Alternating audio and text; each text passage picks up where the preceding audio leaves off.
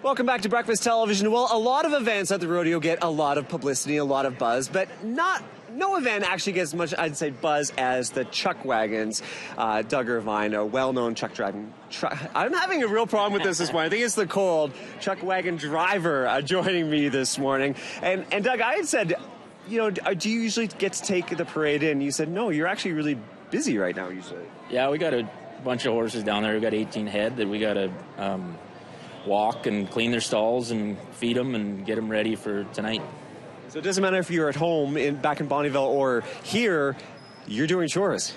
Yeah, it's there's a little more. We got a little bigger crew here because you got to hand walk everything and everybody's got a box stall, so it's a lot more work, but it's all worth it.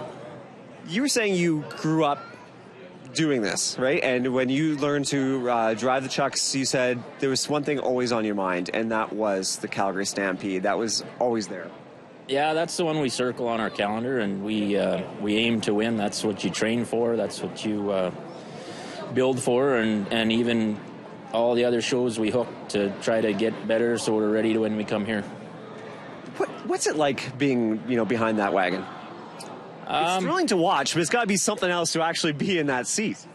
Yeah, it's pretty exhilarating. It's you get an unmatched adrenaline rush, I guess, or I don't know what it is. It's just keeps you going. When you have that good run, you just feel complete there for a little while until the next one. If it's a bad one, then you want to do over right away and get back at it. What is it that sets the Calgary Stampede apart? I mean, sheer size, obviously, but what else makes this a really unique event for the drivers? Well, it's the prestige, it's the media, it's everything. For 10 days, the world circles around chuck wagon racing, and it's the greatest sport there is in the world, so it's just very exhilarating. Earlier this morning, I was chatting with Nick Wallenda, who you may be familiar with. Flying Wallenda is the high wire acts, and I was saying, well, how does the rain affect and impact your performance? And I have to ask the same thing to you. With the horses and the wagons out on the track there, what does possible precipitation mean? You might have a horse that runs a little better in the mud. You might hook here, and